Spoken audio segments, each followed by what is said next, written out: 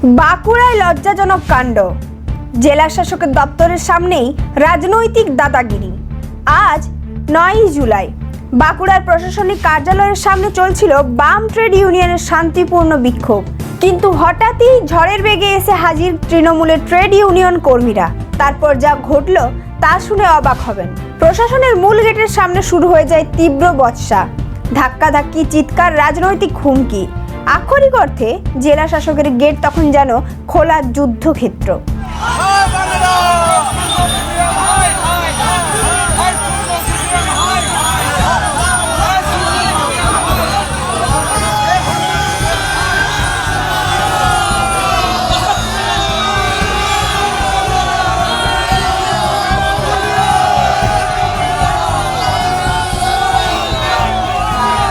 Police এসে পৌঁছায়, সামাল দেয় পরিস্থিতি, কিন্তু প্রশ্ন উঠছে, এটাই কি রাজনীতি?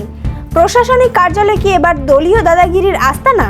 কোথায় ছিল গোয়েন্দা নজরদারি? এই সংঘাত কি পরিকল্পিত? বাঁকুড়াবাসী জবাব চাইছে। আপনাদের দপ্তরের সামনেই যদি এই অবস্থা হয়, তাহলে সাধারণ মানুষের নিরাপত্তা কোথায়? রাজনীতি যদি এমনই হয়, তাহলে লজ্জা হওয়া উচিত দুই পক্ষেরই।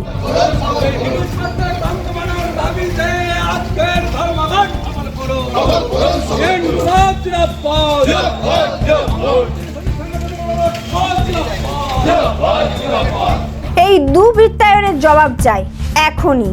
কমেন্টে জানান, এই জঙ্গলরাজ কি আপনি মানেন? শেয়ার করুন যাতে গোটা রাজ্য দেখে বাঁকুড়ার বাস্তব। এই ধরনের গুরুত্বপূর্ণ খবর সবার আগে পেতে আমাদের চ্যানেলটি সাবস্ক্রাইব করুন আর ভিডিওটি শেয়ার করতে ভুলবেন না।